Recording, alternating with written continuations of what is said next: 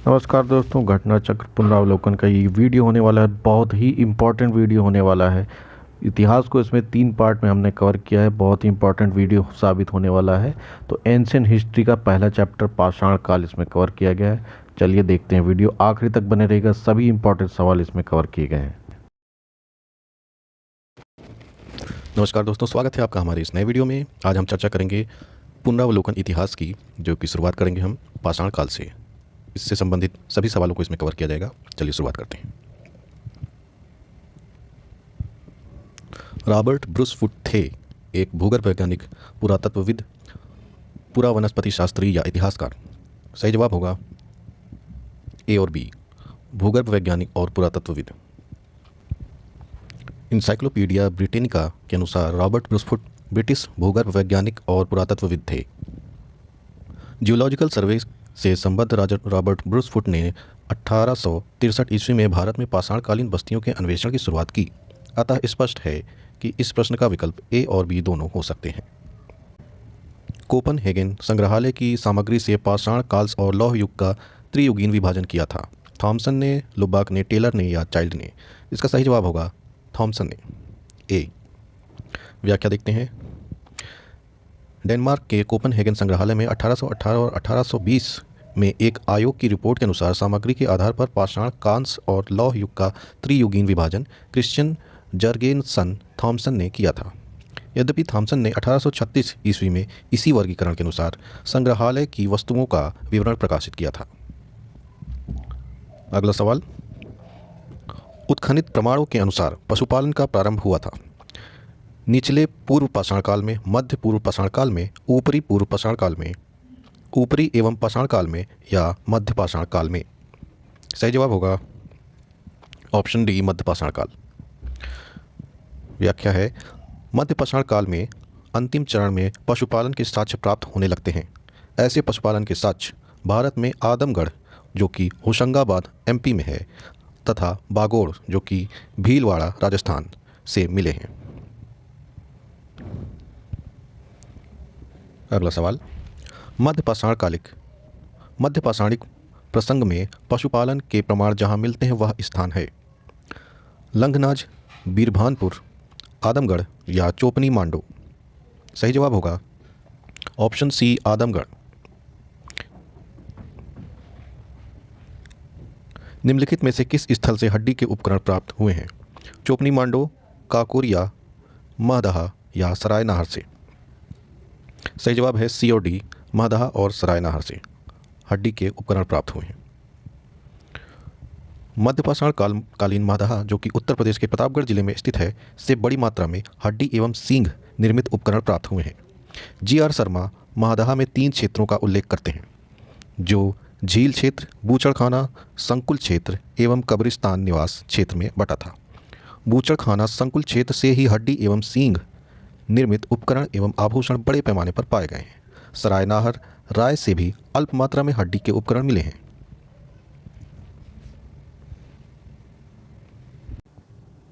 अगला सवाल, हड्डी से निर्मित आभूषण भारत में मध्य पाषाण काल के संदर्भ में प्राप्त हुए हैं। सरायनाहर से, महदहा से, लिखाहिया से या चोपनी मांडो से? पिछले व्याख्या में इसका जवाब दे दिया गया है, तो अगर आपको याद हो तो आप मन में दोहरा सकते हैं। सही जवाब होगा ए और बी, सरायनाहर और महदहा। एक ही कब्र से 3 कंकाल निकले हैं, सरायनाहर से, दमदमा से या महदहा से या लंघनाथ से? सही जवाब है बी, दमदमा से। एक ही कब्र से 3 कंकाल निकले हैं। व्याख्या पढ़ते हैं। मध्य गंगा घाटी के प्रतापगढ़ जिले में स्थित सरायनाहर राय, महदहा तथा दमदम का उल्लेख हुआ है। दमदमा में लगातार 5 वर्षों तक किए गए उत्खनन के फलस्वरूप पश्चिमी तथा मध्यवर्ती क्षेत्रों से कुल मिलाकर 41 मानव समाधान ज्ञात हुए हैं। इन समाधानों में से 5 समाधान युग्म समाधान हैं, जिसमें 2 कंकाल एक साथ थे, और एक समाधान 3 कंकाल एक साथ दफनाए हुए मिले हैं, एक ही शवाधान में। शेष शवाधानों में एक एक कंकाल मिले हैं। खाद्यान्नों की कृषि सर्वप्रथम प्रारंभ हुई थी नवपाषाण काल में, मध्यपाषाण काल में, पुरापाषाण काल में या प्रोटो ऐतिहासिक काल में। सही जवाब है ऑप्शन ए, नवपाषाण काल में। व्याख्या देखते हैं। खाद्यान्नों का उत्पादन सर्वप्रथम नवपाषाण काल में हुआ। यही वह समय है जब मानव कृषि कर्म से परिचित हुआ था। अगला सवाल, भारत में मानव का सर्वप्रथम साक्ष्य कहाँ मिलता है? नीलगिरी पहाड़ी, शिवालिक पहाड़ी, नल्ला माला पहाड़ी या नर्मदा घाटी। इसका सही जवाब होगा डी, नर्मदा घाटी। व्याख्या देखते हैं। भारत में मानव का सर्वप्रथम साक्ष्य मध्य प्रदेश के पश्चिमी नर्मदा क्षेत्र में अवस्थित हथनौरा, जो कि होशंगाबाद नाम से जाना जाता है, नामक पुरा स्थल से प्राप्त हुआ। इसकी खोज पुरातत्वविद अरुण सोनकिया द्वारा 5 दिसंबर 1982 में किया गया था। अगला सवाल, प्रथम मानव जीवाश्म भारत की किस नदी घाटी से प्राप्त हुआ था? गंगा, यमुना, नर्मदा, ताप्ती या इनमें से कोई नहीं या एक से अधिक। सही जवाब होगा ऑप्शन सी, नर्मदा, जो कि ऊपर भी इसका उल्लेख किया गया है। मानव द्वारा सर्वप्रथम प्रयुक्त अनाज क्या था? गेहूं, चावल, जौ या बाजरा। सही जवाब होगा जौ। आधुनिक मानव समाज द्वारा मुख्य रूप से 8 खाद्य उपजों का उपभोग किया गया है। जौ, गेहूं, चावल, मक्का, बाजरा, सोरगम, राई एवं जई। अनाजों के पौधे विभिन्न क्षेत्रों में जंगली घास के रूप में विद्यमान थे, जिन्हें बीजों के रूप में अलग अलग क्षेत्र में अलग अलग समय पर मानव ने उगाया। वैश्विक दृष्टि से देखा जाए तो सर्वप्रथम जौ 8000 ईसा पूर्व के आसपास भूमध्य सागर एवं ईरान के मध्य स्थित पश्चिमी एशिया के देश में मानव द्वारा उगाया गया है। बाद में लगभग इन्हीं क्षेत्रों में 8000 ईसा पूर्व के आसपास ही गेहूं भी उगाया जाने लगा। इस प्रकार जौ जो है वो सबसे प्राचीन फसल होगी। भारतीय उपमहाद्वीप में कृषि के प्राचीनतम साक्ष्य प्राप्त हुए हैं। कोल्डिवा से, लहुरा देव से, मेहरगढ़ से या टोकवा से। सही जवाब है ऑप्शन बी, लहुरा देव से। लहुरा देव से कृषि के प्राचीनतम साक्ष्य प्राप्त हुए हैं। व्याख्या इसमें ज़्यादा जरूरी होती है क्योंकि इससे कई अलग अलग सवाल आपको मिल सकते हैं। नवीनतम खोजों के आधार पर भारतीय उपमहाद्वीप में प्राचीनतम कृषि साक्ष्य वाला स्थल उत्तर प्रदेश के संत कबीर नगर जिले में स्थित लहुरा देव है। यहाँ से 9000 ईसा पूर्व से 7000 ईसा पूर्व तक के बीच चावल के साक्ष्य प्राप्त हुए हैं। उल्लेखनीय है कि इस नवीनतम खोज के पूर्व भारतीय उपमहाद्वीप का प्राचीनतम कृषि साक्ष्य वाला स्थान मेहरगढ़, जो कि पाकिस्तान के बलूचिस्तान में स्थित है। यहाँ से 7000 ईसा पूर्व के गेहूं के साक्ष्य मिले हैं, जबकि प्राचीनतम चावल के साक्ष्य वाला स्थान कोल्डिवा, जो कि इलाहाबाद जिले में बेसिन नदी के तट पर स्थित है। यहाँ से 6500 ईसा पूर्व के चावल की भूसी के साक्ष्य मिले। उपरोक्त संदर्भ में अब यदि विकल्प में लहुरा देव रहता है तो उपयुक्त विकल्प वही होगा, परंतु लहुरा देव के विकल्प में न होने की स्थिति में इसका उत्तर पूर्व की भांति होगा। भारतीय उपमहाद्वीप में कृषि के प्राचीनतम साक्ष्य प्राप्त हुए हैं। ब्रह्मगिरी से, बुर्जहोम से, कोल्डिवा से या मेहरगढ़ से। सही जवाब होगा डी, मेहरगढ़ से। भारतीय उपमहाद्वीप में कृषि के प्राचीनतम साक्ष्य कहाँ से प्राप्त हुए हैं? लोथल, हड़प्पा, मेहरगढ़ या मुंडीगाक।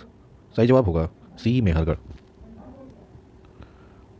नवपाषाण युग में भारतीय उपमहाद्वीप के उत्तर पश्चिम क्षेत्र में निम्नलिखित में से किस स्थान पर कृषि के अभ्युदय के प्रारंभिक प्रमाण प्राप्त हुए हैं? मुंडीगक, मेहरगढ़, दम्बसादत, बालाकोट। इसका भी जवाब मेहरगढ़ है। इन सभी तीनों सवालों में आपको प्राचीनतम कृषि के साक्ष्य ही पूछने की कोशिश की गई है, लैंग्वेज बदल बदल के पूछा गया है, तो सभी का जवाब मेहरगढ़ है। भारत में पशुपालन एवं कृषि के प्राचीनतम साक्ष्य प्राप्त हुए हैं। अंजिरा, दम्बसादात, किली गुल मोहम्मद से, मेहरगढ़, उपयुक्त में से कोई नहीं या एक से अधिक। इसमें भी फिर से कृषि के प्राचीनतम साक्ष्य ही पूछा गया है, जो कि पशुपालन के साथ पूछ लिया गया है। इसका भी जवाब मेहरगढ़ ही होगा।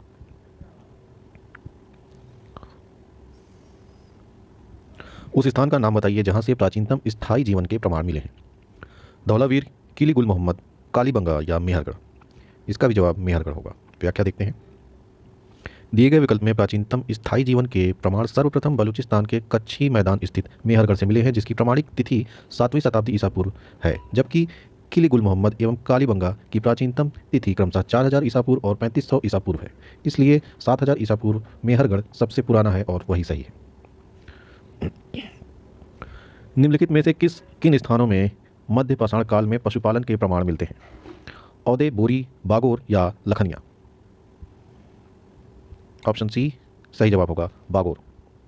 मध्य पाषाण काल में पशुपालन के प्रमाण किन स्थानों में मिले हैं, ये सवाल था। मध्य पाषाण काल से पशुपालन के साक्ष्य प्राप्त होने लगते हैं। पशुपालन के प्रारंभिक साक्ष्य मध्य प्रदेश में होशंगाबाद के निकट आदमगढ़ पूरा स्थल और राजस्थान के भीलवाड़ा जिले में स्थित बागोर से मिलते हैं। निम्नलिखित में से चालकोलिथिक युग भी कहा जाता है। पुरापाषाण काल को नवपाषाण काल या ताम्रपाषाण या लौह युग को किसको चालकोलिथिक युग भी कहा जाता है? ऑप्शन सी ताम्रपाषाण काल।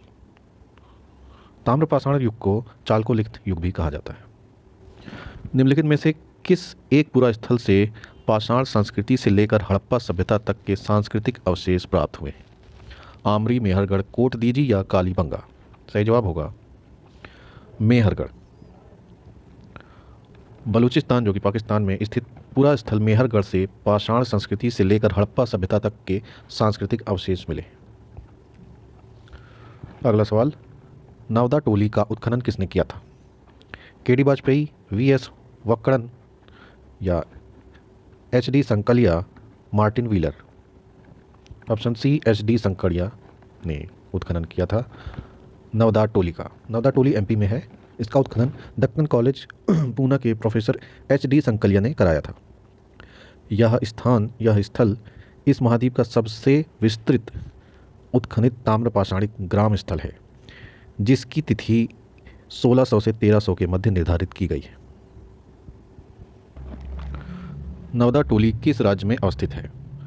गुजरात, महाराष्ट्र, छत्तीसगढ़ या मध्य प्रदेश। उपयुक्त व्याख्या में ये बता दिया गया है, तो सही जवाब होगा डी, मध्य प्रदेश। बृहद पाषाण स्मारकों की पहचान की गई है सन्यासी गुफाओं के रूप में, मृतक को दफनाने के स्थान के रूप में, मंदिर के रूप में, या इनमें से कोई नहीं। बृहद पाषाण स्मारक की पहचान ऑप्शन बी सही जवाब है। तो बृहद पाषाण स्मारक की पहचान मृतकों को दफनाने के स्थान के रूप में की गई है। नवीन पाषाण युगीन दक्षिण भारत में शवों को विभिन्न प्रकार की समाधियों में दफनाने की परंपरा विद्यमान थी। इन समाधियों को जो विशाल पाषाण खंडों से निर्मित हैं बृहद पाषाण या मेगालिथिक के नाम से जाना जाता है। इनके विभिन्न प्रकार हैं, जैसे कि शिष्ट समाधि, pit circle, cairn circle, dolmen, umbrella stone, hood stone या कंदराय मेहर। राख का टीला निम्नलिखित में से किस नवपाषाण काल से संबंधित है? बुधिहाल, संगल कल्लू, कोल्डिहवा या ब्रह्मगिरी। सही जवाब होगा ऑप्शन बी। कर्नाटक में मैसूर के पास बेल्लारी जनपद में स्थित संगल कल्लू नामक नवपाषाण कालीन पुरास्थल से राख के टीले प्राप्त हुए हैं।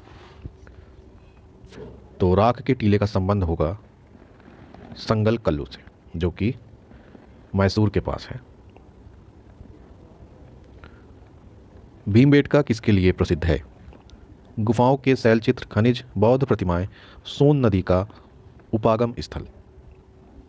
सही जवाब है गुफाओं के शैलचित्र के लिए भीमबेटका प्रसिद्ध है।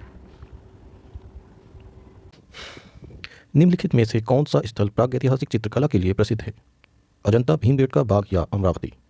सही जवाब है ऑप्शन बी, भीमबेटका।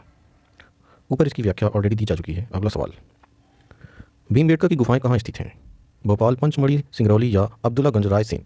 सही जवाब होगा ऑप्शन डी, अब्दुल्लागंज रायसेन। भारत में किस शिलाश्रय से सर्वाधिक चित्र प्राप्त हुए हैं? घाघरिया, भीमबेटका, लेखाइया या आमदगढ़। सही जवाब होगा भीमबेटका। निम्नलिखित में से किस भारतीय पुरातत्ववेत्ता ने पहली बार भीमबेटका गुफा को देखा और उसके शैल चित्रों के प्रागैतिहासिक महत्व को खोजा? Madhav Swarup Vats, H D Sankalia, V S Wakankar या वी एन मिश्रा? सही जवाब है वी एस वांगकंकर। मध्य प्रदेश के रायसेना जिले में स्थित भीमबेटका प्रागैतिहासिक शैल चित्रकला का श्रेष्ठ उदाहरण है। इसकी खोज वर्ष 1957 में वी एस वांगकंकर ने की थी। यूनेस्को ने भीमबेटका शैल चित्र को विश्व विरासत सूची में सम्मिलित किया है। गैरिक मृदभांड पात्र ओसीपी का नामकरण हुआ था? हस्तिनापुर में, अहिच्छत्र में, नोह में, लाल किला में? सही जवाब होगा ऑप्शन ए हस्तिनापुर में। व्याख्या है, गंगा यमुना दोआब की संस्कृति परंपरा संभवतः उस संस्कृति के साथ शुरू होती है जिसे अपने अत्यंत विशिष्ट मृदभांडों के नमूने के कारण गेरुवर्णी गैरिक मृदभांड संस्कृति ओसीपी कहा गया है। बीबी लाल ने वर्ष 1951 में हस्तिनापुर में सर्वप्रथम गैरिक मृदभांड प्राप्त किया था और वहीं इसका नामकरण हुआ। ताम्राश्म काल में महाराष्ट्र के लोग मृतकों को घर के फर्श के नीचे किस तरह रखकर दफनाते थे? उत्तर से दक्षिण की ओर, पूर्व से पश्चिम की ओर, दक्षिण से उत्तर की ओर या पश्चिम से पूर्व की ओर? सही जवाब होगा ऑप्शन ए उत्तर से दक्षिण की ओर। व्याख्या है, महाराष्ट्र की ताम्र पाषाण कालीन संस्कृति जोरवे संस्कृति के नेवासा, दैमाबाद, कौठी, चंदोली, इनाम गांव आदि पुरास्थलों में घरों से मृतकों को अस्थि कलश में रखकर उत्तर से दक्षिण स्थिति में घरों की फर्श के नीचे दफनाए जाने के साक्ष्य मिले। कब्र में मिट्टी, हड्डियां और तांबे की कुछ वस्तुएं भी रखी जाती थीं। निम्नलिखित में से किस स्थल से मानव कंकाल के साथ कुत्ते का कंकाल भी शवाधान से प्राप्त हुआ है? ब्रह्मगिरी, बुर्जहूम, चिरांद या मास्की? सही जवाब है बुर्जहूम। जम्मू एवं कश्मीर में श्रीनगर के निकट उत्तर पश्चिम में स्थित बुर्जहूम से नवपाषाण कालिक अवस्था में मानव कंकाल के साथ कुत्ते का कंकाल भी शवाधान से प्राप्त हुआ है। गर्तवास, गड्ढों वाले घर में यहीं की प्रमुख विशेषता है। अगला सवाल, निम्नलिखित में से किस स्थान पर मानव के साथ कुत्ते को दफनाए जाने के साक्ष्य मिले हैं? वही सवाल है, दोबारा रिपीट हुआ है। इसका सही जवाब होगा बुर्जहूम। अगला सवाल, गर्त आवास के साक्ष्य प्राप्त हुए हैं? फिर से वही सवाल है, जबान चेंज हुई है। इसका सही जवाब होगा ए बुर्जहूम। विंध्य क्षेत्र के किस शिलाश्रय में से सर्वाधिक मानव कंकाल प्राप्त हुए हैं? मोरहना पहाड़, गगरिया, बघई खोर या लेखैया? इसका सही जवाब है ऑप्शन डी लेखैया। व्याख्या है, डॉक्टर जी एन पांडे की पुस्तक पुरातत्व विमर्श के अनुसार विंध्य क्षेत्र के लेखैया के शिलाश्रय संख्या 1 से मध्य पाषाणिक लघु पाषाण उपकरणों के अतिरिक्त 17 मानव कंकाल प्राप्त हुए हैं, जिनमें से कुछ सुरक्षित हालत में हैं तथा अधिकांश क्षत विक्षत अवस्था में प्राप्त हुए हैं। अमेरिका के ओरेगॉन विश्वविद्यालय के जॉन आर लुकास के अनुसार लेखैया में कुल 27 मानव कंकालों की अस्थियां मिली हैं। नीचे दो कथन दिए गए हैं। एक को अभिकथन ए तथा दूसरे के कारण आर कहा गया है। अभिकथन ए, विंध्य क्षेत्र के पाषाणयुगीन लोगों ने नूतन भूतल काल के अंत में गंगा घाटी में प्रव्रजन किया। कारण आर, जलवायु परिवर्तन के कारण इस काल में शुष्कता का चरण था।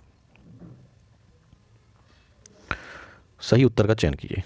ए आर दोनों सही है, ए आर की सही व्याख्या करता है। ए और आर दोनों सही हैं, ए आर की सही व्याख्या नहीं करता है। ए सही है, आर गलत है। ए गलत है, आर सही है। सही जवाब होगा ऑप्शन ए और आर दोनों सही है और दो आर ए की सही व्याख्या करता है। जी.आर. शर्मा ने सराय नाहर राय के खुदाई के बाद यह अवधारणा दी कि नूतन भूतल काल के अंत में सूखे के कारण विंध्यन क्षेत्र में भोजन की कमी के कारण लोगों ने गंगा घाटी क्षेत्र में प्रवास किया था। भारतीय पुरातत्व सर्वेक्षण निम्नलिखित विभागों मंत्रालयों में से किसका संलग्न कार्यालय है? संस्कृति, पर्यटन, विज्ञान प्रौद्योगिकी या मानव संसाधन विकास? सही जवाब होगा ऑप्शन ए संस्कृति। भारतीय पुरातत्व सर्वेक्षण संस्कृति मंत्रालय के अधीन एक विभाग है। अगला सवाल, भारतीय पुरातत्व का जनक किसे माना जाता है? अलेक्जेंडर कनिंघम को, जॉन मार्शल, मार्टिन व्हीलर या जेम्स प्रिपेंस? सही जवाब है ऑप्शन ए अलेक्जेंडर कनिंघम को। अलेक्जेंडर कनिंघम 1814 से 1893 ईस्वी को ब्रिटिश सेनाधिकारी के रूप में बंगाल इंजीनियर्स के साथ काम करने के लिए तैनात किया गया था। उन्हें ही भारतीय पुरातत्व के जनक के रूप में जाना जाता है। अगला सवाल, राष्ट्रीय मानव संग्रहालय कहाँ पर स्थित है? गुवाहाटी, बस्तर, भोपाल या चेन्नई? सही जवाब होगा ऑप्शन सी, भोपाल। राष्ट्रीय मानव संग्रहालय, जिसका नाम बदलकर इंदिरा गांधी राष्ट्रीय मानव संग्रहालय कर दिया गया है, भोपाल एमपी में स्थित है। यदि यह भारत सरकार के संस्कृति विभाग के अंतर्गत स्वायत्त शासी संगठन है। दोस्तों, इसके साथ ही पाषाण भारत का पहला चैप्टर समाप्त होता है। मिलेंगे अगली वीडियो में सैंधव सभ्यता की। तब तक के लिए नमस्कार।